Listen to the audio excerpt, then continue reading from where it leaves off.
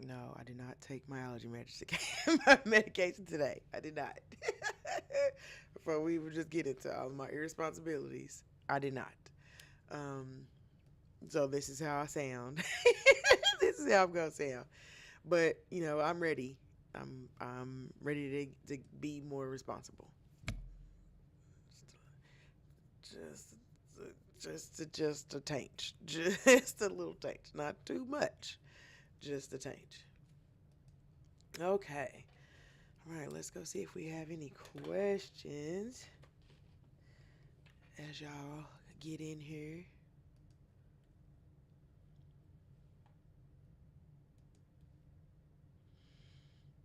I wish I could just log into everything. Can I? Will it let me?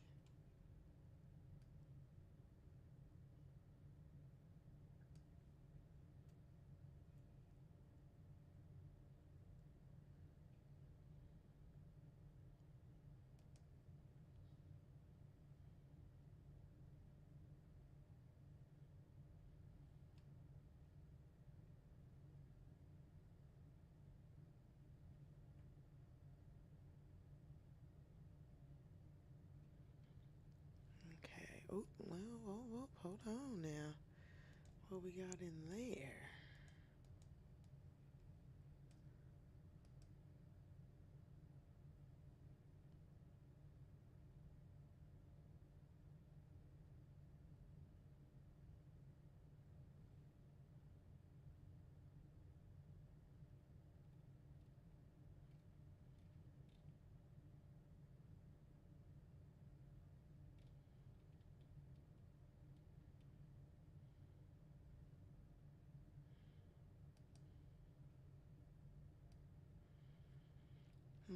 Okay, okay. So it's Wednesday. So you know what Wednesday means? It is Ask Coach Katasha. Ask Coach Katasha is our live Q&A for our oh, there it is.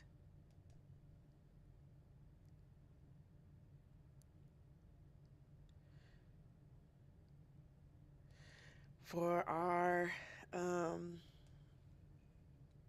ooh, hold on. Ooh.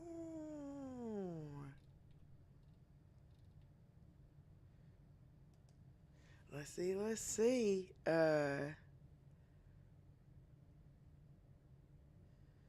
Mm-mm-mm.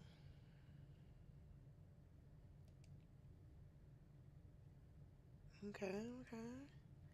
And then let's go here.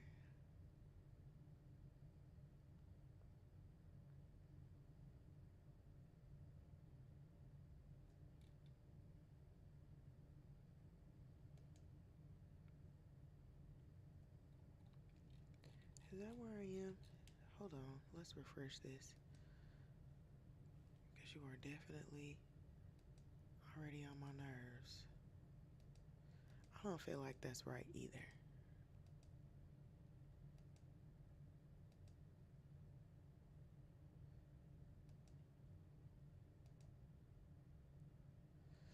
Um,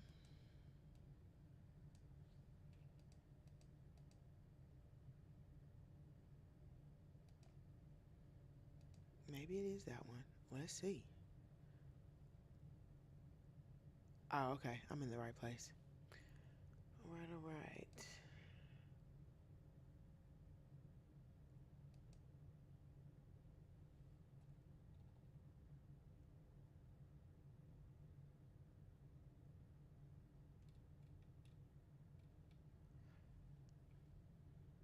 Mmm. Okay, okay. And I know I probably should have did this before, but I ain't I ain't. Oh, yeah, hey, hey, okay. That's all I got. Um, I long to be a better person, but I have yet to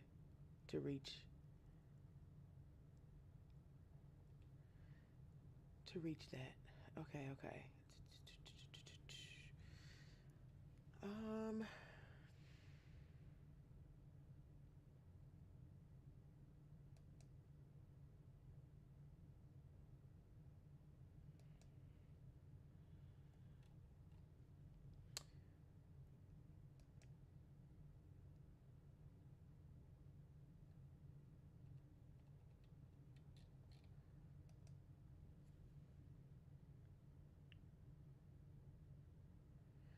Okay, I know it ain't gonna let me check these on her, so let me not even play myself.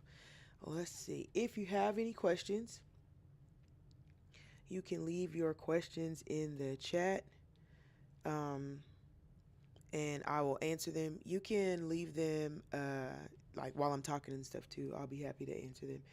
What you will need to do, if you are asking me some, um, oh, okay. If you do want to ask me some questions, there, most of the platforms have moderators, like automatic moderators that like do the questions, like, well, searches for certain words that you may use, certain keywords that you may use, and it could filter those questions so I won't get them. So if you are asking me a question that or ask me a question and you don't see me answering it, or you don't see it pop up or any of that, let me know. And if you can do that, then we can try to find a way for us to get the answers to the questions without you being like blocked. So if you don't see it come up in the chat, or you don't see me address it, I should be addressing it pretty immediately. um, it may not appear. It may have had a mod, might have been auto moderated. So just try to ask the question again and use. I'm really good at context clues, so we can use context clues to like figure out, what you're trying to say and what you're trying to get the answer to. Because I do want you to get the answers to your questions. That is important. Your questions can be about, whatever you want to talk about, but specifically, I am a sexuality educator, so I work in teaching people what they're about their bodies, what they're capable of, what they do, what they should do, and what they shouldn't be doing. Um, and so, if you have any questions in that realm, I am your lady. Okay. If you have questions about relationships and all those things too, I can help with that. Like, common behaviors, safe behaviors, conversations around consent, things like that. I can also help with that. So if you have questions about those kind of topics, this would be the place to put them. Now, again, I'm not going to, um, oh, how do I say this? Okay, so the I'm not going to judge what kind of questions you have. I don't care, or try to moderate what you say. But there is a certain way to say things and a certain way to ask questions that imply a level of curiosity versus, being mean, or whatever. I'm going to assume that you don't know and that you just don't have the language for the type of question you have that you're asking. I'm going to give you the correct language, and then I'm going to answer the question. So don't take that. If you do see someone in there using the incorrect language, or whatever, don't I'll handle it. Don't worry about it. But I also want to keep the environment open for people to ask questions, even if they don't quite have the language or know how to ask the question. I still think it's important to open up a space to try. So I'm really good at context clues, and I'm really good at figuring out what it is that you're trying to ask, and I'll ask you questions back just to make sure that we're on the same page, and we can go from there. But it's open. This space is open. I have created this space for you to be able to see where get the answer to the things that you need, and also take in the knowledge that you need to be able to use the verbiage and build upon that, because there's so many things out there. There's so many different situations, and almost all of them have names. I know we think we all are out here having unique experiences, and that everyone is just that everyone is just trying everyone is just on the same page, and that we've all done these unique things, and that it's all just something that we should be embarrassed about. But there is no uniqueness in sexuality. I don't know, like, there is none. Whatever you want to talk about, there is no uniqueness. Most of it has a name. Now there are things that we have not discovered yet, but that or that we have not named, but very seldom is it unique, or as unique as you seem to believe it is. Very very seldomly. Okay, there's whole communities of people dedicated to all kinds of little niche activities, and you don't know that, so you're on the outside thinking that you're some weirdo, and that's not the case. So but again, if you don't know the language, and we are all learning every single day, and I mean every day. I just learned something today. I saved it, but I wish I would have wrote it down. But just about like how the body works and metabolizes, and the different things that go on in the vaginal area that I'm like super freaking curious about. And so um, I learned something cool today. And so there's always things to learn. There's always things to grow. And yeah. So yes. Um so if you have questions, you can leave your questions in the chat. This is, I believe, live on YouTube and Twitch. So I'm monitoring both the chats now. I believe that I am. I'm monitoring both the chats now. So if you have any questions, you can drop them in there. If you don't want people in your business, or hold on, I know I can't do these two things at the same time. If you don't want people in your business, or you have a question, but you don't want that a question attached to your username, or again, you just don't want people in your business, it's completely understandable. You can send that question to expressionoverrepression@gmail.com, and I will bring it back to the chat, minus your username or whatever, and I'll just ask it as a question, and we will answer it. We'll still answer the question live and talk about it on live, but it's just a way for you to be able to have some anonymity if that is what you desire. Again, whatever we have to do to open up the space to get the conversation going, that's what we're doing. All right. So let's see.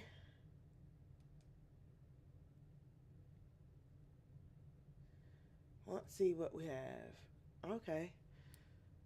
Okay. Okay. I know I didn't check everything, but I checked as much as I felt like checking. Maybe I'll go back in. I mean, because it's like, again, it's so much. There's so much social media. So much. So, I mean, I just can't. I don't know how to. I'm never gonna. I'm never gonna be that person. I know, and I wish that I was.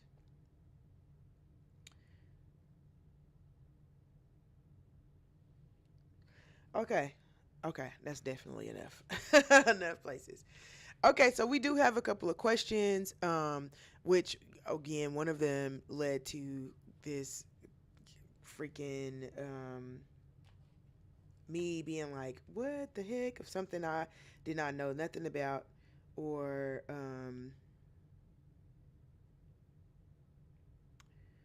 okay, where is it?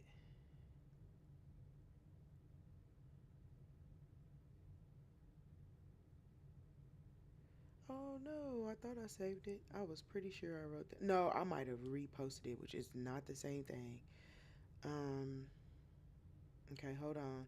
Now, Auntie got to go back and be old and try to figure out where this thing is. Like, girl, where is the.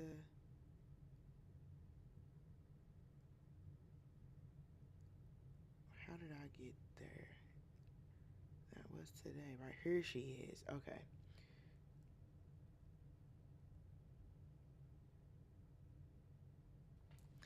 Okay, let me look. Let me type it up here because I did do all this in my bed today. I have not. I have. I told myself I was not getting out the bed today, but of course I did.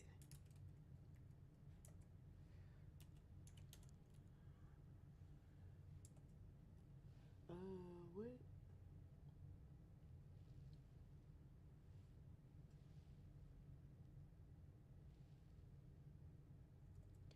Oh, I didn't do that right.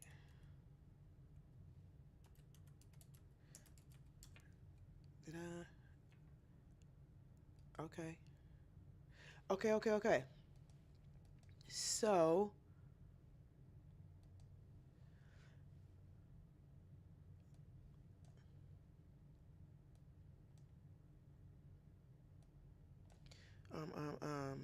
Okay, okay, okay. Okay, that wasn't the first one though. So let me do the one that I had, that I found that someone sent me before this. I did say that one. So my question was, the question was, how do I personally feel about sex work? There was a lot of other stuff in there, but essentially that was the question. How do I feel about sex work? Sex work has existed since the beginning of time. It is illegal in all standards, but it goes back far beyond what any of us could imagine. It has been a commodity for as long as time has existed. There are the umbrella for sex work is super big, but I'm not gonna assume, but I'm going to address this as if you are talking about what people commonly associate with sex work, which is um, selling your body. Okay, and that's the way that I have to say it to be able to stay here. I feel like the circumstances under which people have to do that are more important than why people do it. If we have to keep it a buck, the it is a very dangerous line of work. So it is not. It is very seldomly a line of work that people choose without other options. So I know that it is very common for us to demonize people who are sex workers, but many times that is a field that people are pushed into when other options are taken away. And that's not just in our community here, that's in communities around the world. We're talking about, um, there may be different people participating in those communities around the world, but it is there is a forced population of people into sex work, and there is more of that than people want to realize. And in our mind, it's all like, what's that movie with the lady with the red hair? I don't know it. I don't. I know there were no black people. Pretty Woman. Is it Pretty Woman? I think that's the movie. And I remember being young when that movie came out, but uh, swooning and hearing all the things about it, and then just seeing that it was like a regular woman. It was like, and it's just like, that's people's. I think that most people believe that, that is what a prostitute is. Like, that's what a sex worker is. And again, you're talking about a community that has more forced workers than many other communities, um, nationwide and worldwide. Uh, so what do I think of them? I think that we need to provide better resources where people don't have to resort to that kind of work, but we also need to make it safer for the people who do participate in that kind of work, because it's not okay that we're forcing people into that type of work and then leaving them to be abused and to be spat upon and to be judged and to be the brunt of what's wrong with the society, when those people exist because there are people paying for the work. So there are people paying for that pocketbook, and that's why it's for sale. But the people who are selling it, I promise you, would rather not be doing that. It's no protections in that line of work. It is very, very dangerous. And even if something bad does happen to you, I mean, there are literal, already documented stories of people um, targeting sex workers in for like murders and for serial killings and stuff, and people who move specifically in those communities. So now you have people who are forced into those communities, and because people know that they're being forced into those communities and that they have no backup or no system, other people who can take advantage of those types of conditions go in there and they do that. And so it's a lot of different facets to it. It's a lot of different facets um to sex work that I don't think is the nuances of everything, right? But the people who want you to hate everything and to move in that fear and um to control you will tell you that this is the wrong part of that story, that the person who's selling it is the issue, when there's always someone who has more power, more privilege, and more responsibility who's buying it. Always. So if you want to look at, who would be the degenerate in that community, it would be the person who would be purchasing it, because nobody's forcing them into that lifestyle. There's, they're making a conscious decision to spend their money in that environment.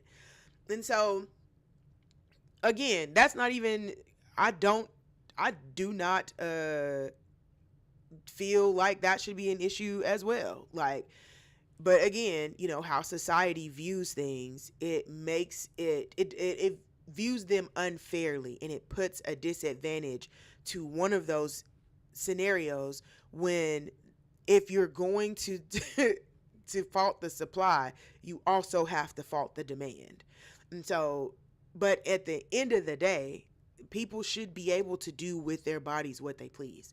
And so if somebody wanted to pay somebody who's in that line of work legally, who was in that line of work, and wanted to give them money, and that person wanted to take that tender, I feel like that shouldn't be nobody else's business. But we do have laws, and that's the way it works.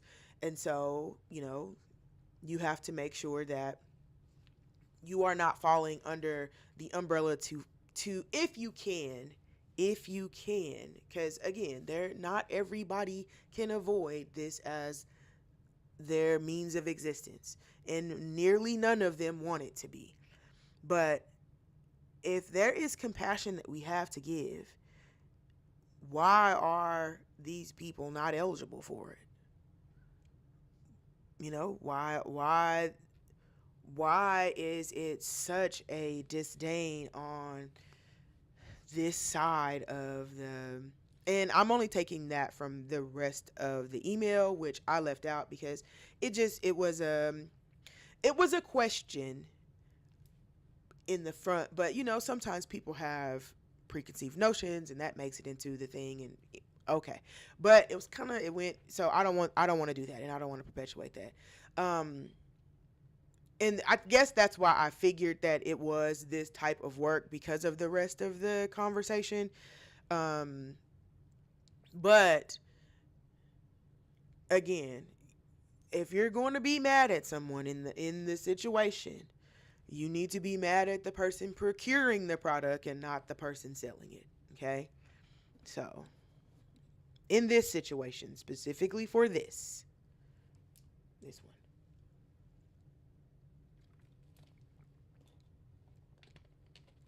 So, I am not on team demonize people for trying to exist. I'm not on team doing that for um,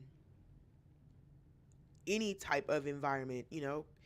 People can be sex workers, people can be drug addicts, people can be abusers, people can be all kinds of things, and all of those people should have the opportunity for redemption.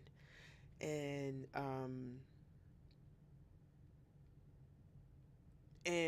if we can get out of the blame part of it, of why you're doing this. If you've ever spoken with someone who's doing that work, you will hear one of the saddest stories you've ever heard in your life. And it just keeps happening over and over and over again, right? If you've ever watched that Soft White Underbelly, I don't know anything about that guy, or but I know that he has some of the most heart pulling, eyes wet stories from just regular people that come off the street. And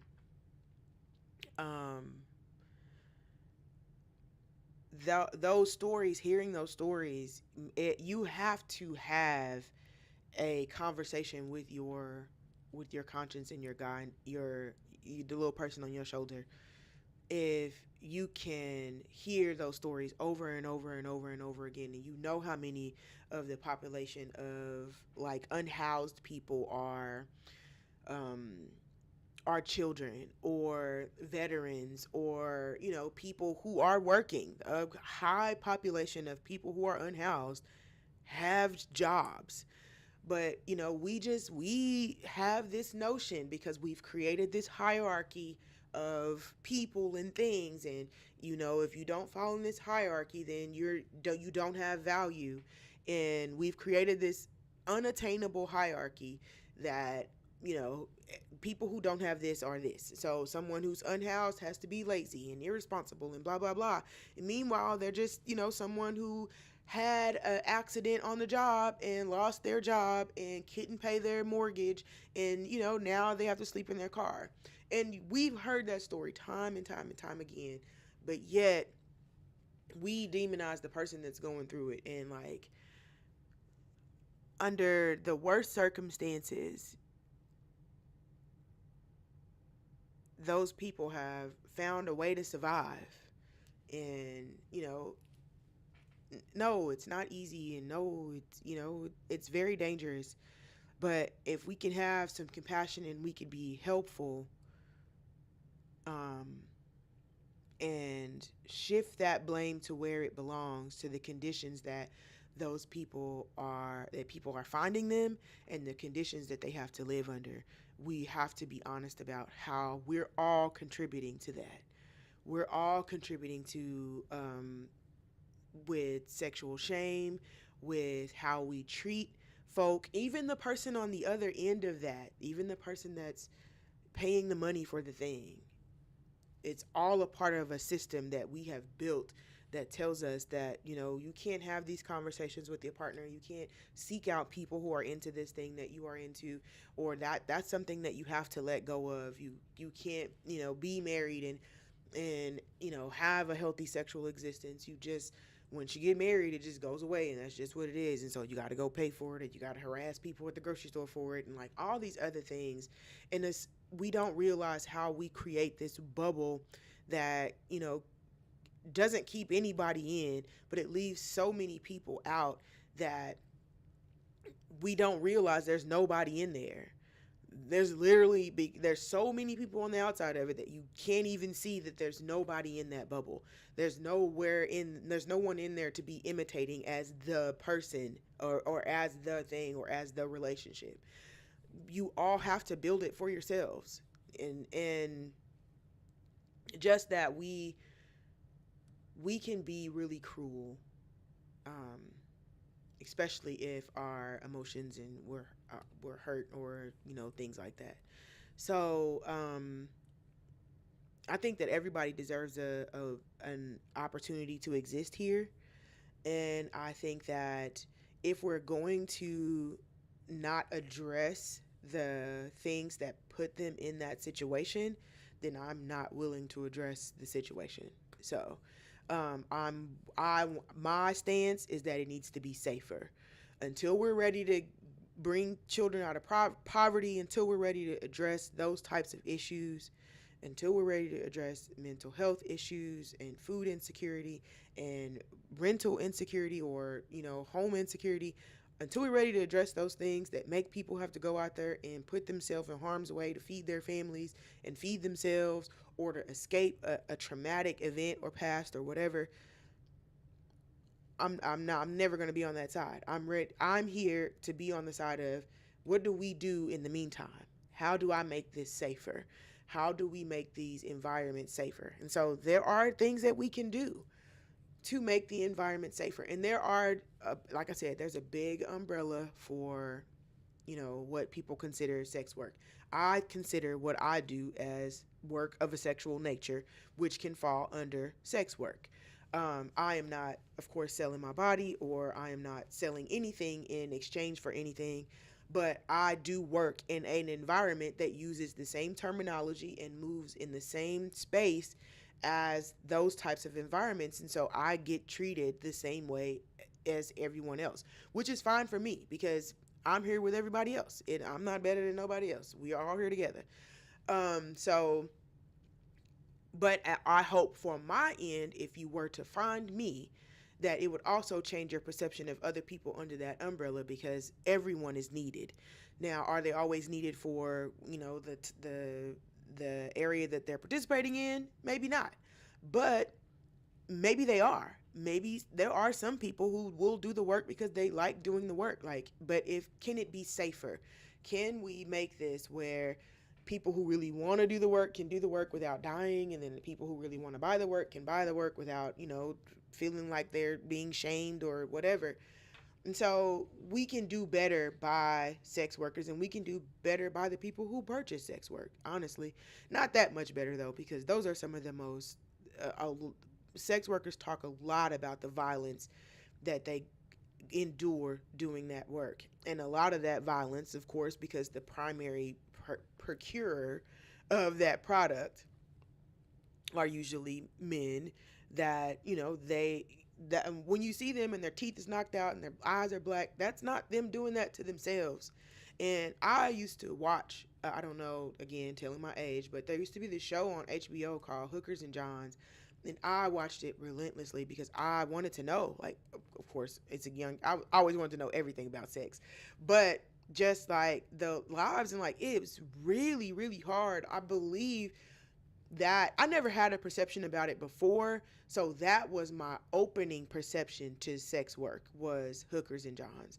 And I went, I came from that always knowing that, those people that do that specific type of work, those people are the real survivors. They are the real survivors, like, because they have to go back out in that danger. They have to go back out in there to make money. And if you, like, again, if you listen to the stories, I remember seeing a documentary about ladyboys over in Thailand and in India, and them talking about, how they got into that work and like being pushed into that work because, what else can you do? It's, that's in some of those communities, there's no other job. Like, there's nowhere else that's going to accept you. And that's a paying job. And so, it's become more popular, recently, where you're more like, not when I say more popular, I don't mean more popular as far as like protection in communities. I mean more popular as in visibility, that you are able to see them more because of the online presence and, TikTok and all these other Instagram and, Kick and everything else that people, WhatsApp, everything that people have. Gives you more visibility into these communities, but that does not mean that visibility doesn't automatically mean protection. And so it is still very dangerous to exist in some of those communities. And so we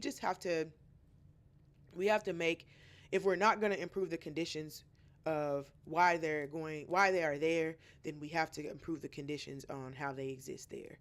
And that's our jobs. I'm sorry, that's our jobs to each other. That's our responsibility to each other, is that if we're not going to improve the conditions, which y'all voted and said that we're not doing that. That's not what we're doing. So, but if we're not going to do that, then we have to figure out how to make those environments safer for the people that are going to be in them. So, and it's all of our responsibility. I've been over here unscrewing and screwing this lip gloss in now because I want to put it on, but I won't stop talking. But it's going to be all of our responsibility. So,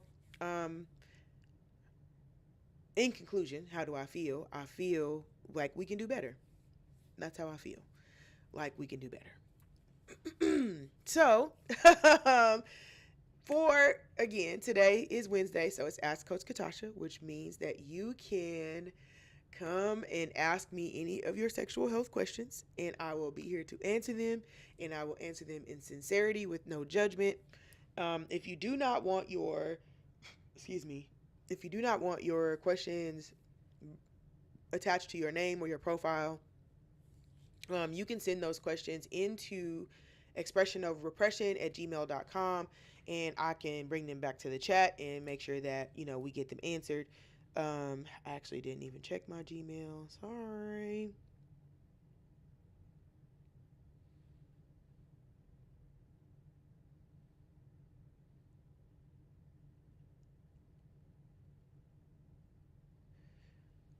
Let me just go to that inbox.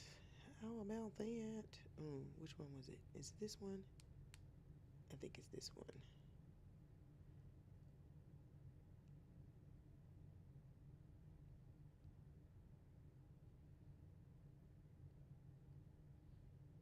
Mm, you know what? I don't think it's that one. I'm telling y'all, man, you just get old and then you're like, oh, here we go. Okay, okay. Mm-mm-mm-mm.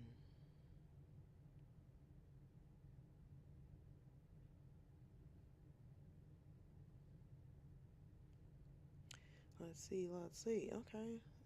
Nope, it's nothing in there. Ooh, but hold on. Because it might not come. Let me check my junk.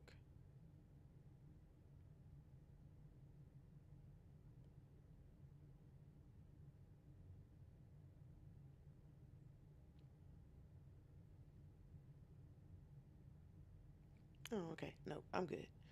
Okay, okay. So, my next question. This one, this is what sent me down a rabbit hole. So, this is wild. So, the question says, hey, coach. Oh, hold on. Let me get this out the way. Hey, coach. I have a fishy odor down there. I've done all the things that they've said. I've taken the pills. I've used the suppositories, all of that. Nothing is working. I am starting to feel bloop. And I don't know what else to do. What is this and what would be causing this? Okay. So, of course, my regular thing, I'm like, oh, well, if fishy odor is a fishy odor usually means bacterial vaginosis, right? And so then I went through this whole thing. Bacterial vaginosis is just you have bacteria already in your vagina, okay? And that's why when you take a antibiotic, you can possibly get a yeast infection because antibiotics kill all the bacteria in the body, even the ones that your body are using, and so it kills the bacteria in the vaginal flora as well, and that is what causes the yeast infection because it has to grow back, and there's a balance, like your vagina is keeping the bacteria balanced as it is. That balance can go off, it can be knocked off, and one of those bacteria can overgrow and cause the fishy odor. It can cause like a weird discharge and things like that. Um, but so here's the thing. That's usually my thing. But then you said, oh, I took the pills, I took the suppository. So I'm like, okay, well, if you've done all of that, there could be a reoccurring theme. There could be maybe someone is throwing your bacteria off, meaning that you know that is a thing. If you are receiving reoccurring if your pH is being thrown off on a reoccurring basis, someone else's pH may be getting introduced into your body into with your pH as well, and that's what's knocking it off. If you're in a long-term relationship, your body usually becomes accustomed to the partner that you're with, and the vagina can handle it under most circumstances. I'm sure there's some that it can't, but your body should not be rejecting that partner. But if another pH is being if someone else's pH is being introduced into your pH, that can absolutely throw your vaginal microbiome off, right? Are you with me? Okay. So that can be a thing. If you are um, dating casually and just you need to make sure you should be wrapping it up, right? We should not be going meet to meet with, randos, right? We're not doing that. So I'm assuming that we're not doing that. Okay. We're not going meet to meet with people we're meeting on the street. Okay. We are wrapping it up. under all circumstances, and we are making sure that we are using another method um, of birth control, right? So we're using a barrier method, and we could be using that alongside with a spermicide or alongside with birth control pills, or whatever else you need. But two forms of birth control is what we need. Two methods. Um, but also that helps with you being able, you should be wearing a condom. It's barrier methods protect against STDs and STIs. That's important. Um, but you should be wrapping it up because you don't know them like that, and it can throw your vaginal microbiome off even if they don't have anything, which is highly unlikely. So, people have stuff. They got some stuff. Now, they may not have the stuff that'll, but they might have some stuff. So you need to be wrapping it up. Okay, so that could be throwing it off. You could also be experiencing an issue with latex, so you want to look at latex allergies. Make sure you're not having an allergic reaction to any of the methods that you're using, which you can swap around. Then you want to check your medication. Make sure that you don't have any medication that may be interfering with the medication that they're giving you. So, like, for instance, if you are taking antibiotics, some medications that you may be taking, like if you're taking medication for certain types of autoimmune diseases, you may have those medications can interact and cause different types of issues. So you want to look at that and make sure that the medications that they're prescribing to you aren't interacting with something else that you may be taking. Okay. Um, of course, you want to make sure that you get tested. You need to be tested and make sure that if you have sometimes when uh, sometimes when STIs go untreated, they can move up the body and go into the pelvic area and cause a lot of damage, and also cause some odors from that damage, right? There's things that could happen that you can get pelvic inflammatory disease, but sometimes one of the side effects of that could be an odor if the bacteria has moved up in the body, right? So you could be looking at that. An untreated STD or STI could be causing your reoccurrent fishy odor. Okay. Um, so I knew all of that, right? But what I did not know is that there is a condition that is called trimethylaminuria. And it's so funny because, of course, after someone asked me this question, I go on this deep dive. Then, because our phones are listening to us, it shows up on my feed, but of a person like talking about it, a black woman like talking about it. So let me hold on.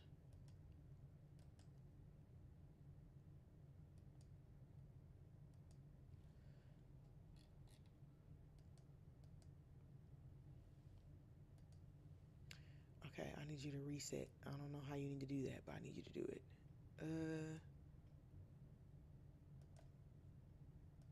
Because that's not what's on that screen.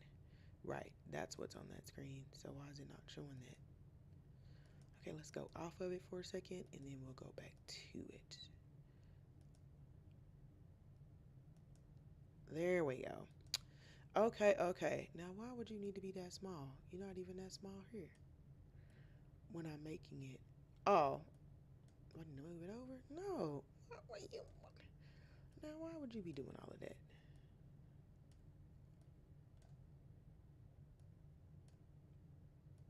I need to change the batteries in this mouse. And I've been knowing that.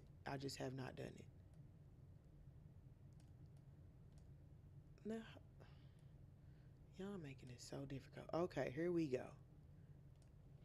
Okay.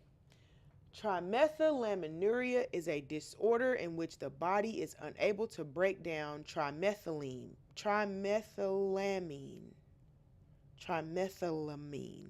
a chemical compound that has a pungent odor. Trimethylamine has been described as smelling like rotten or decaying fish. Okay? So, what happens is that the body automatically makes this, but usually it breaks down, and so it doesn't have the odor if it breaks down. But if it can't break down, the odor escapes before, it goes through that process, and you can smell it. It's called TMAU. Okay.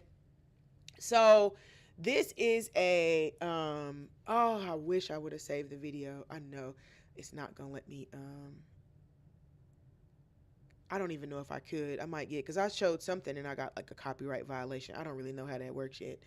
But no, because I share it on my, I'm gonna share it on my, I don't know. I don't know. Okay.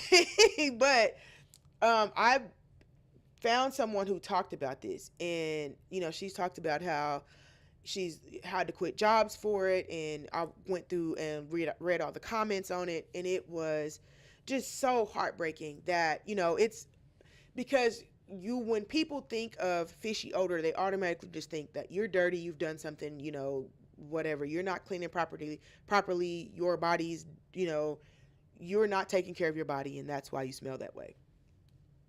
And that's not necessarily the case. It is a medical condition because your body is not able to break down this chemical that it makes, and it just it even not it is not even just that it can come out of your vaginal canal. It can come out of your breath. It can come out of your breath. So does this happen to men? Can men get this? Let's look it up. Or is it only, it can occur in men as well.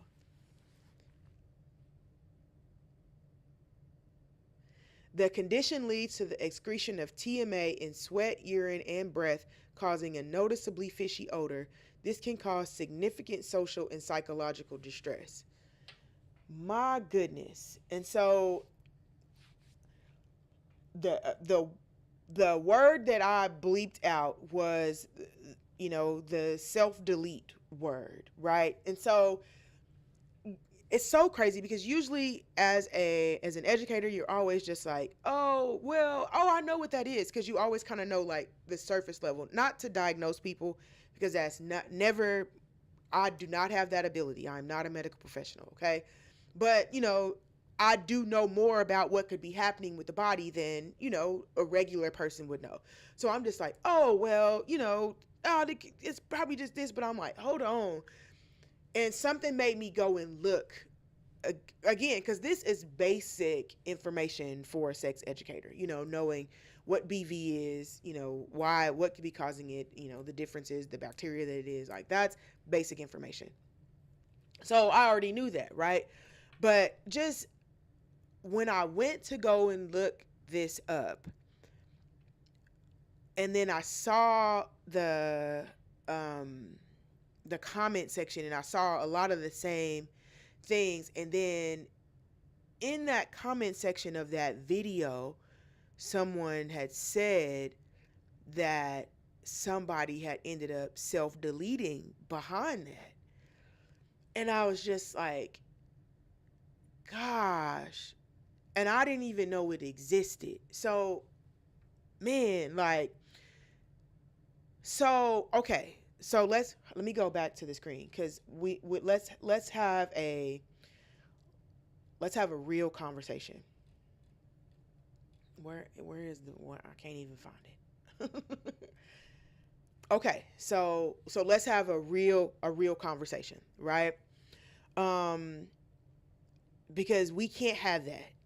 Like, we can't have people considering, and especially not carrying out, doing that behind something that they cannot help, right? Or that, I get it and I understand, right? People are really, really particular about like odors, and are really offensive about odors. I don't know what it is.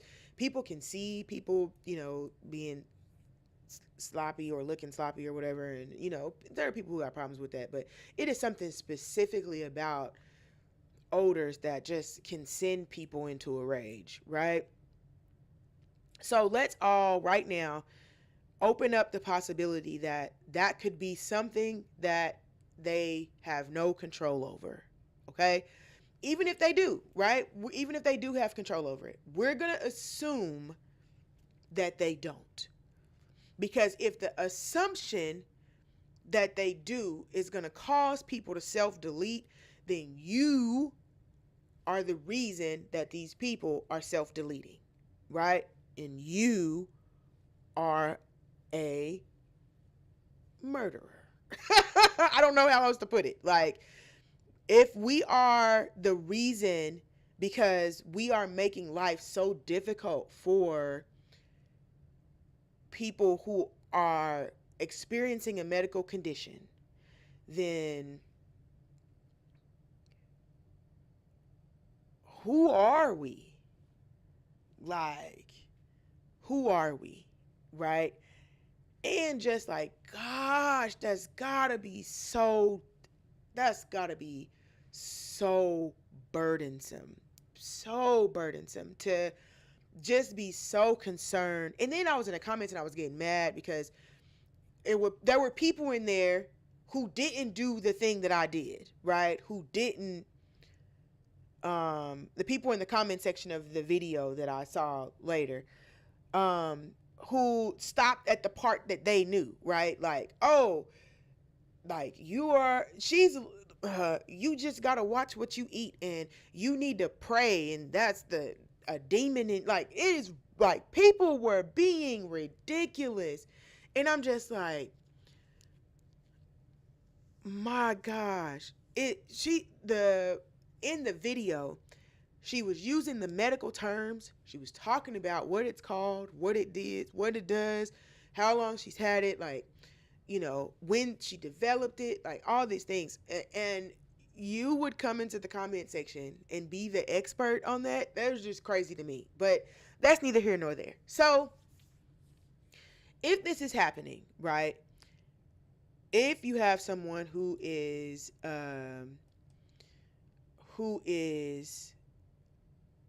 exuding a fishy odor apparently this is not like a light thing. Like, it's like a very pungent type of odor. It's coming out in the sweat, it's coming out in the pores, it's coming out in the discharge, it's coming out in the breath. It's a pungent odor, right? So if that's happening, let's just assume that more people have this than know that they have it, because we didn't know it existed. And in that comment section was a lot of people like, I have this, I have this, I have this, I have this. And people didn't know that it has a name and that it's something that exists and something that people are going through together. And so, again, when we talk about uniqueness, there is no uniqueness when it comes to sexuality. There are plenty of people who are experiencing the same thing that you're experiencing. It's just that we've put this cloak of shame on sexuality and sexual nature and what the body does, that nobody wants to talk about these things. And so you think you're alone when that is not the case, because it also made me think that I know someone who may be suffering from this.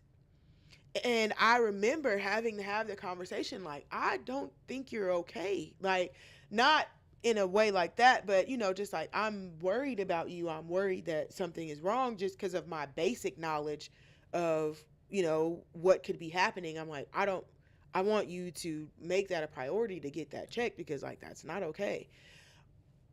But, this is, we're looking at something that is likely, let me see what the known population, like, what is the percentage of people that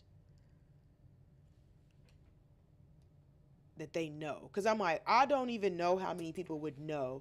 Because if you don't talk to anybody about it, if you just think that it's something that you're doing wrong and that, you brush your teeth, you floss, you don't understand why you smell like this, you're afraid to go to the gym, you can't. I saw one of the comments was like, I had to take a flight and it was the most embarrassing 2.5 hours of my life. And I'm just like, oh my gosh, like, man. So let's just right now, we're all going to make a Trimethylaminuria is a rare metabolic disorder with a global prevalence estimated between 1 in 200,000 and 1 in 1 million individuals, according to the National Institute of Health.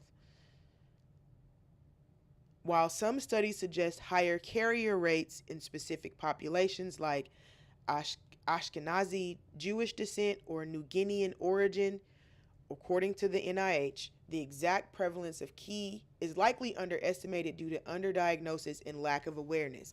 So that's what I was thinking. Like, there's probably so many more people who have this who have no idea they have it because that's we don't know there's a word for it. But if you are experiencing a fishy odor coming from your sweat, urine, your vaginal canal, from your breath, that may be your body not able to break down that specific chemical, and that is what is exuding from the body. So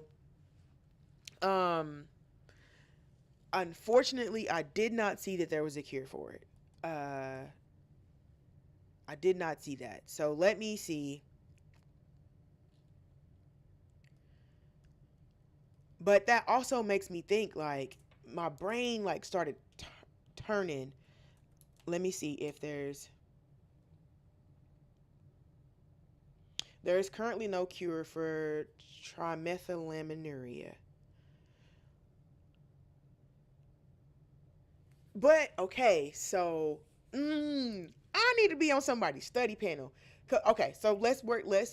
I want to work this through with y'all. We gonna see it in live time. Okay, so the bacteria in the body can metabolize in different ways, and so that's what happens in bacteria vaginosis. Is that the bacteria Gardnerella vaginalis is the bacteria that overgrows into the that causes BV, right? And a syndrome of that BV is the fishy odor because the body is not able to, do what it needs to do. Well, at least I'm wondering if that's why what makes the fishy odor in BV. Now I'm gonna have to go to the library and figure that out. Okay, so if that is how that happens, right? The Gardnerella vaginalis is a facultative anaerobe, which means it can ferment in two different ways. In the presence of oxygen, it can replicate, and that's how it reproduces. And in the absence of oxygen,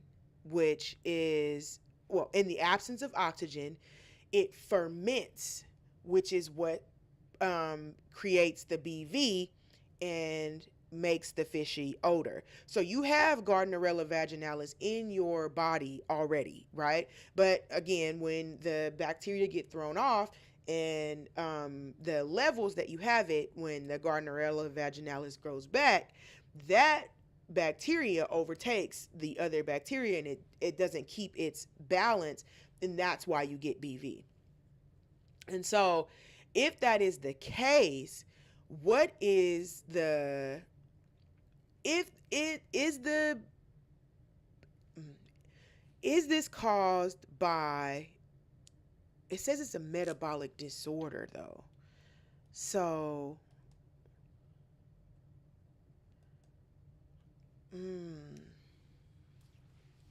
see, it says in some cases short courses of antibiotics can help reduce the amount of bacteria in the gut that produce TMA. Okay, so this is happening in the gut. However, antibiotics should be used cautiously to avoid antibiotic resistance. Absolutely, I agree with that. Okay, so what if they use antibiotics? What bacteria? Is it a specific bacteria in the gut that's causing it?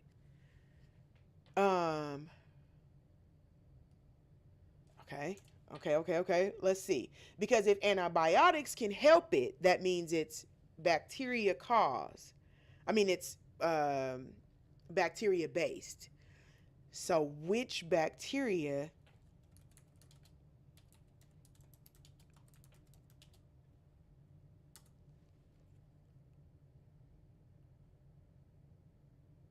Okay, so it says it's not caused by a single type of bacteria, but rather by a deficiency in the enzyme FMO3, which is flavin containing monooxygenase.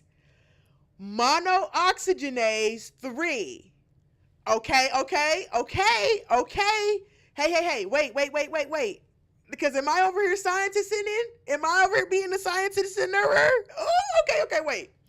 So, again, we're talking about an absence of oxygen. And so NBV, if you figure that out, okay, and so this part, hey, I'm again, I'm not a medical professional, but I teach a class on this, and one of the classes I taught on it also teaches about the history of it. And in the Afro-Caribbean community, douching to reset your bacterial balance is common, right? Now, douching does have its setbacks. It has its setbacks in like everything else. One of the setbacks is that if you do have a bacteria, you could push it up further into the uterus, causing additional problems. So, they tell you not to douche, right? That's what, medical science says you shouldn't be douching. But Afro and Afro-Caribbean communities have been doing it for a very long time. And I, as a part of that Afro and Afro-Caribbean community, had learned from my mother how to reset my vaginal microbiome if I was feeling off. And she would tell me to use hydrogen peroxide. And hydrogen peroxide is just an increased form of oxygen. Okay. So hydrogen peroxide, I would use a half hydrogen peroxide, half filtered water, like the baby bottle water, the water they tell you to give to kids. I would use half that, half peroxide, and it would reset it. And so when I learned about that from bacterial vaginosis, and then I put my information that my mom had gave me together, I was like, that must be what it is. If the body is reproducing this thing because it has an absence of oxygen, if it's overproducing this bacteria because there's an absence of oxygen and it's fermenting instead of, I can't think of what the other word is. It's right on the tip of my tongue, but I don't have it. It's fermenting instead. And so when it ferments, it creates that odor. So if you introduce oxygen back into the environment, it has the ability to give it the opportunity to reset, because the bulk of the body, the bulk of the lactobacilli that you have in there need oxygen, or need concentrated forms of oxygen.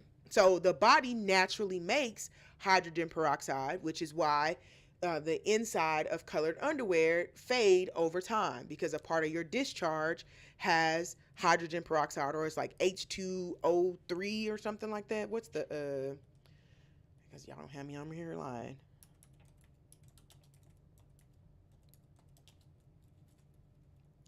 What's it called?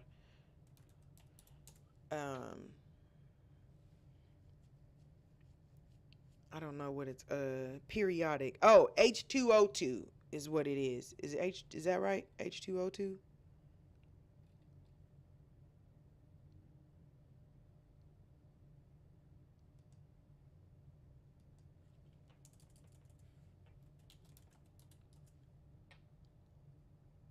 Yes, it is. Okay. It's H2O2. So H2O2 would be considered a concentrated form of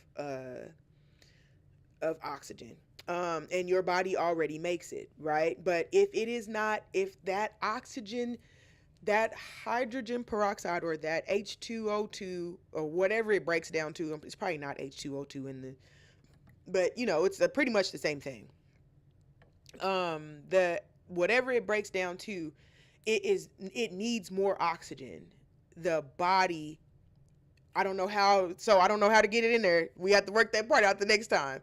But it's making me think, like, if that is the environment, and the environment is having an issue metabolizing it, then what is the oxygen? It's obviously deficient of this the myogenase, or whatever that was, the oxygenase, myo-oxygenase.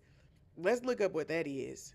But there, that may be one of the things. And like, you would think that somebody probably already thought of that, but that's not how that works. So we have to do that work on this side, and then just keep working it back and figuring out why would that be happening and what can we do to help that. So us as non-scientists, okay, the way that we can help this situation is to not be a burden on those people, right? And I love a good joke, I love a good a kiki, I love that, but not at the expense of making life more difficult for someone else, right? And to not at the expense of ousting or, making someone feel like they can't survive with this condition, because there's literally nothing they can do about it.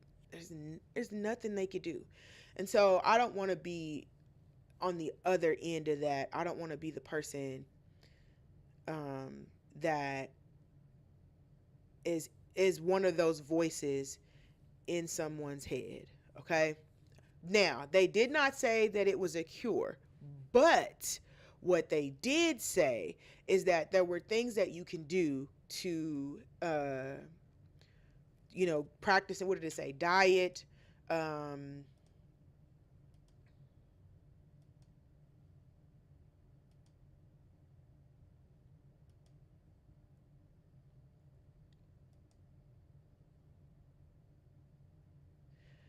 um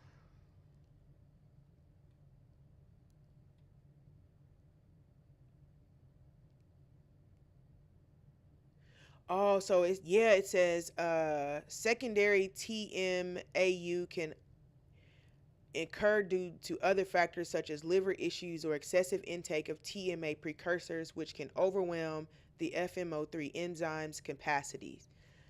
So, where's the thing that I saw? Did I close that down? Oh, here it is.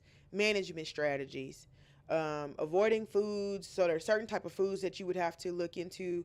They said that antibiotics can help for short courses, but again, to be careful with those because you don't want to build up a resistance. Activated charcoal can be used to bind to TMA in the digestive tract, helping to reduce the amount of TMA excreted in breath, sweat, and urine. So they have um, this is a good list of things. If you can't get to to talk to someone right now, that's a good list of things. Google it, see which of those symptoms you have. And matter of fact, I'm not going to ask you to Google it. I'm just going to share it so you can see it too. Because I don't want to tell you to use any of these. I don't know. Again, I don't know what you specifically got going on, but I also don't want you to be suffering and not doing anything because you're worried about what's going on, like with your body. I don't want you to take extreme measures when they do have some treatment options available. There is no cure, but there are things that you can do to make your life better. And I honestly, like, ended up emailing this person back and was just like, thank you. Like, I didn't even so I hope you're tuned in. Hi. I didn't even know that this was a thing, and it just caused me to go into this deeper dive into something that I had never heard of, and was super interested to find out. And so, and it's just wild that I do look up the stuff and I don't get far. I mean, I told myself to look it up versus just being like, oh, well, I already know the answer to that one. So, blah, blah, blah. Something in me was like, let's do some more research on this. And it may have just been some of the verbiage that was used that was like, okay, we want to make sure. But, I don't want anything that's going on with your body to be enough for you to think that, you don't need to be here no more. I, there is nothing that anybody could say to you or do to you that could cause you that I would want you to ingest enough to make you no longer want to be here. Like those people shouldn't have that type of power over you. And I know that I know that societal things and structures make it really difficult for you to exist, but I hope that I don't know if you knew this was a thing, because it also could be some of the other stuff, right? Because even though you went to the doctor, like doctors don't really care what's causing it. They're just going to give you the medicine and tell you to go home. They're going to just assume that you just got BV and you need to get it often, and things happen or whatever. But no one's going to take the additional time to try to actually figure out what's wrong with you. And so I appreciate that you did for me, that you gave me that opportunity. And so even if it's not this, and it's one of the other things that was said, you have expanded like what I know of this subject, and so that makes you valuable in the best way. I mean, I'm super important, at least to me.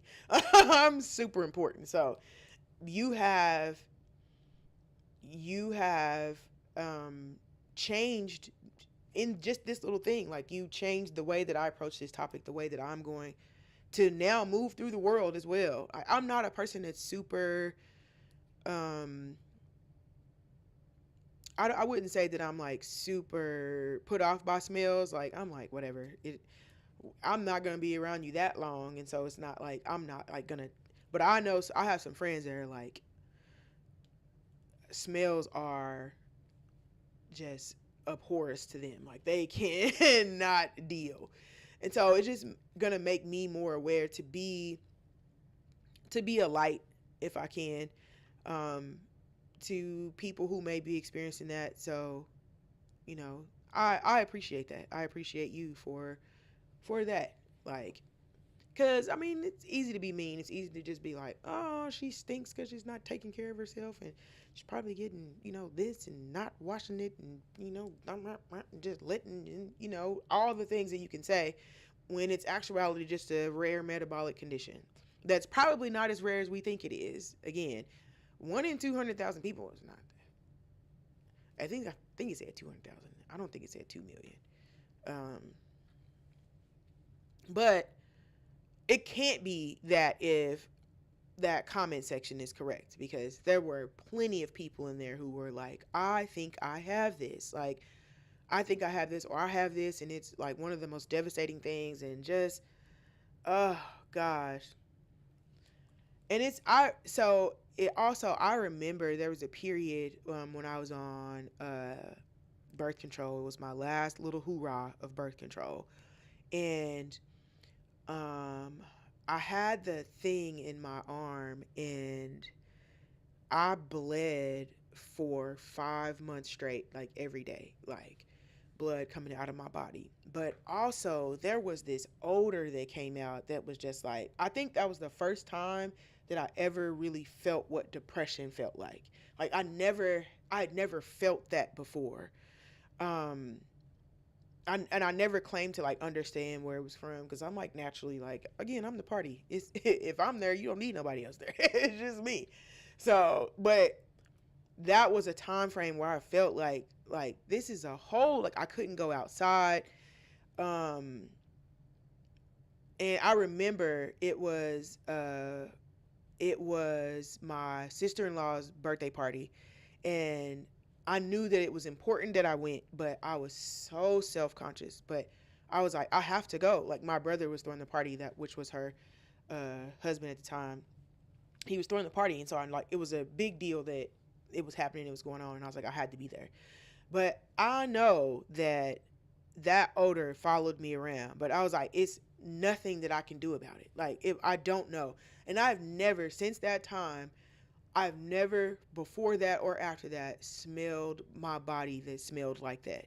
Like, I don't know what it was, but I know that like it was a traumatic experience, because the blood wasn't always like, it was rarely what you would see as blood. Like, it was old, it was brown, it was, and so it carried an odor. And I remember just being like, gosh, like this is, I remember like crying about that. Like, And I was the stinky kid when I was young. So like I'm used to being, whatever, like we were dirty. So I was outside, I was musty, I was all kind of stuff. But even that, like I don't that never made me cry because I was like, what am I supposed to do? Like whatever. But I don't that was traumatic for me. Just like that odor coming out of my body, and it was nothing I could do about it. Like it completely halted my sexual life, it completely halted my social life, like because I didn't want to go out. And I remember going out to that party, and I had fun, and people probably talked about me, they probably called me everything in the book, but I knew that it was important that I went, and so I went. And I was just like, well, whatever. Nobody, like, wasn't nobody finna beat me up. Wasn't nobody finna fight me. Wasn't nobody gonna check me. Nobody wasn't even gonna say nothing. They were just gonna whisper with their friends, and that's fine with me because I don't care. I know why I have to be here, and I know how important it was. So, um, yeah, but I know, like, I can feel, I can tap into what that feeling felt like just for a moment, not for an extended period of time. Like, I don't know what I would do if my life had to continue that way. So, but I want to just encourage you to take this information to your physician if you guys have not already discussed it. Um, if you don't feel like you're getting the kind of help that you need, definitely get a second opinion. Don't be afraid to, find another doctor and talk to them about it. Get a fresh new start and a fresh new look on it. Try all this stuff again under a different set of circumstances. But there should be some kind of relief for you. But you have completely like sparked my mind. This is going in my notepad of like when I get money, like stuff I'm gonna fund. Like like I'm gonna just drop all these ideas into some scientist laps and be like, figure out what I meant by this. So if I can get that going, I would like for you to be here to see it. Because I mean, I'm now you've got me invested, which means the problem is going to be solved in like 5 years. I mean, I'm Carmen San Diego, basically. But I would, at least for us to know more and to have more information about it, um, and to spread the word about, being kind in those situations. There are some people who are not, don't have the attachment to the smell like that. Like me, I don't have an attachment to smell like that. Like you can be musty or stinky, whatever. I don't care. Like, okay, like I don't have to be around you all that time. But for us to be uh more kind to those type of people, and maybe even extend extra, right, to go above and beyond to make a space for them, um, and to let people know that they matter. The video that I watched, the young girl was saying is, she has to leave her jobs, and that the women talk about her and they were against her and all that stuff. And I'm just like, this is for something I didn't know existed. Like that's the part that's wild to me, is that this is my job all day. Like this is what I do all day every day. And I didn't know this existed. And so it is yeah, man, it's we are not unique. We are not sharing unique experiences. We are just sharing experiences. We are all in the same matrix, but pretending that we all got it together, and that's not the case. So let's just try to be, a little bit more kind. Don't make me upset. You're about to make me upset. Okay. Let's all try to be a little bit more kind to people that may be in that situation, so that we're not spreading that kind of negativity. Okay. I don't want anything to do with that, honestly.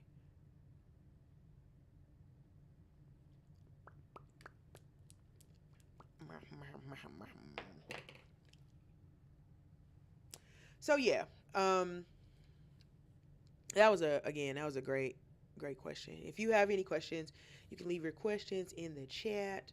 I will be happy to answer any of them. I haven't really been on it, but I've been had a lot of stuff going on. But we back at it. I have been. It's really just the thunder. It's the thunder, man. What am I supposed to do? Like,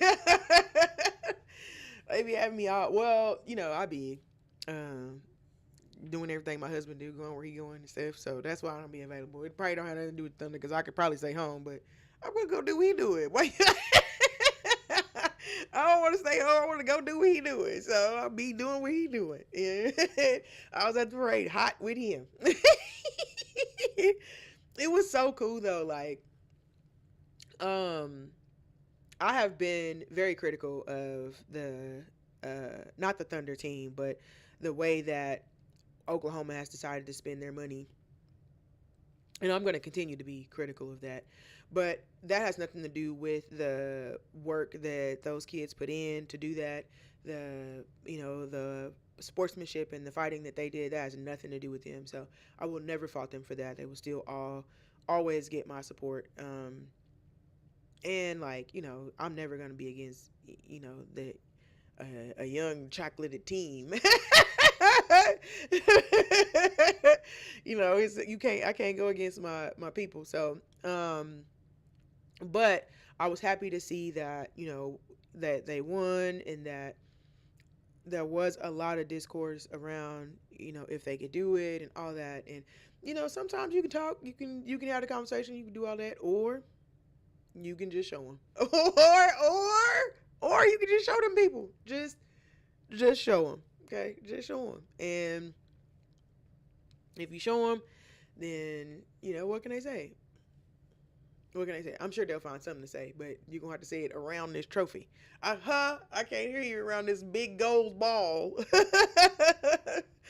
I hope that it brings more money into the community, but I also hope that that money that comes into the community is used in the community. This community needs it so bad. We constantly have schools shutting down. They are letting, bus drivers be teachers at this point, and I'm just being honest. We are tanking in like healthcare, and a lot of the rural hospitals have been closed down. Rural clinics have closed.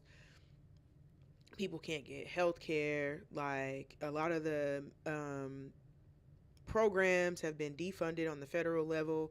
And so, people don't have access to a lot of things. And even things that you think would be, that you don't think of, like them having access to adequate internet service. Or during tornado season, one of the little towns here didn't have sirens. They had the firefighters going around in circles with their horns on their trucks.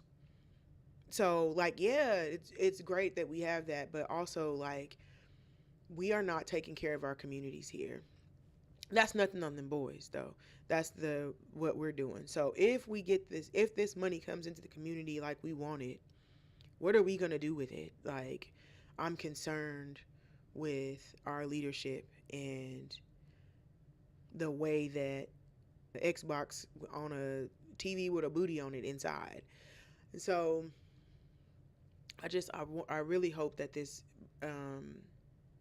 that these changes can come in and affect the community, and not just, these rich people that are in charge and are making sure their friends are good. So, um, if you are work in any capacity here in any kind of social setting, your life is hard. Work got harder for you. Things got harder for people who are here to help the community. It got harder. Places closed down, resources went away. I used to promote 211, but the website's pretty much trashed now, and so it's just, I don't know. It's really bad. But congratulations to them kids, man. They worked their tails off for that, and big energy and light to Halliburton, man. I do not like. That's the thing I don't like about sports. And the reason why, like, we don't watch, I don't watch UFC.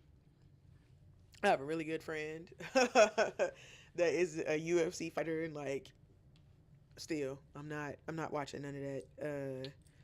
No, because I can't handle that. I can't handle like hits and punches and like being and stuff breaking and popping and twisting the other way. I can't handle that. Listen, Annie can't do it. Annie can't do it. I can't. I can't. I'm sorry. I cannot. So ooh, like it made me feel like I needed to run out there and get my nephew. Like, let me go get. He's not even on my team. Like, let me just go get my nephew. That's always been like a really hard part for me of sports. My little brother used to play sports, and he'd be out there. I'd be ready to jump over the bars, but then he just told me that they be down there taking breaks. He's like, I just be down there taking breaks. Don't be worried about me. So I was like, oh, okay. So then when he fall, people would look over at me, and I'd just be like, he's fine. And then everybody thought I was like a mean big sister. Like, he's over there dying, and you don't even care. Like, no, he told me he was fine. Like, what I'm supposed to do? He would always get back up. But the parade was dope though. Like, it was real hot. Like, it was hot. We got out there earlier. Got out there early. We parked a pretty good ways out. We had to walk like a mile to get to the park, but I was um I was able to do it, so that was a thing.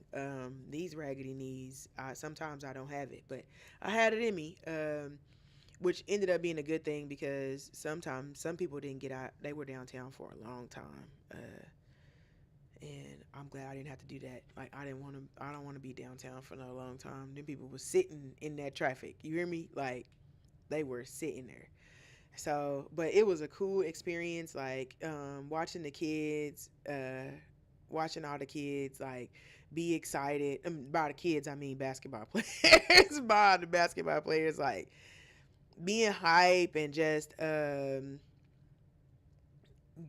reveling in the moment. Like, I just thought that was super dope. Like, oh, okay, like they're really they really out here. So um yeah, I thought that was dope. I thought it was dope.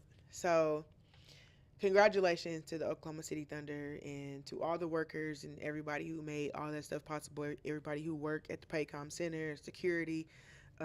Every time I watched the game, I always took my obligatory TG pick, which is one of my friends is the police officer that works for the Thunder, and so he's always like by the tunnel and stuff. And so every time I go to a game or I watch the game, I have so many random pictures of TG in my phone.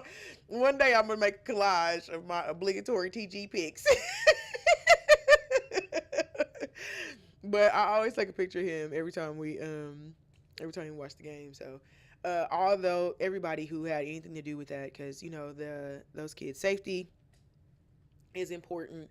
The making sure that they're rested, making sure their bodies work well, making sure they are fed, and their hair stay done. Everybody that had anything to do with that, this all of this is for you. Like, all of those pieces help. All those pieces are pieces of the puzzle of the whole thing. So congratulations to all of those folk, and congratulations to my husband because obviously he won a championship too. It was he obviously got a Thunder jersey, and they don't be calling him up that much, but he be ready. He go be ready if they call him. If y'all just need him, if y'all need your uncle, he's available and ready. We laced him up. He ready. So it's a big win for the city, especially for people who are like real fans, um, people who have watched the franchise and been with the franchise, and was doing out watching the games when they weren't doing so well. And I mean, I was going to the games when it was the Hornets when they brought, but I was at those games because I knew boys was at those games. I was absolutely just there because I knew boys were there. I did. I went to those, all those little games. I just didn't stay that far from downtown either, so it was just like I would go buy the tickets like halftime or buy it in the second quarter, and when I got off work, like 7, go home, change, and then go go to the game and sit and be cute and cross my legs. And I was not, but I wasn't there like for the basketball players. I was there for the boys who came to see the basketball players. I was not there. That was not my goal to see the basketball players. I'm here for the person who paid for their ticket to see the basketball players. Those are my type of boys. So, but I've been going to those games. I've been in that Paycom Center since my first apartment. Gosh, what was that? 2000. I lived there from 2004 to 2009. Yeah, so somewhere in there, one of them years. Katrina happened in 2005, I believe. So I think that's when we got their team. So yep. Um, but yeah, I've been in that center for a long time, going in that Paycom Center for many years. So again, congratulations on all the hard work. And hopefully they continue to shine and those kids can keep on doing stuff. I want that for them for sure. All right, well, we are done for the day. If you have any additional questions or yeah, what's going on? It looked like I'm like chopping up.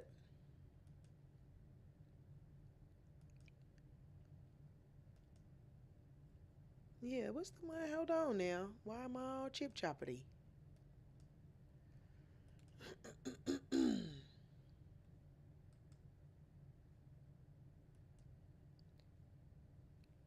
Okay, well, we will be back here tomorrow at 12:30 p.m. for Sex Tech Thursday.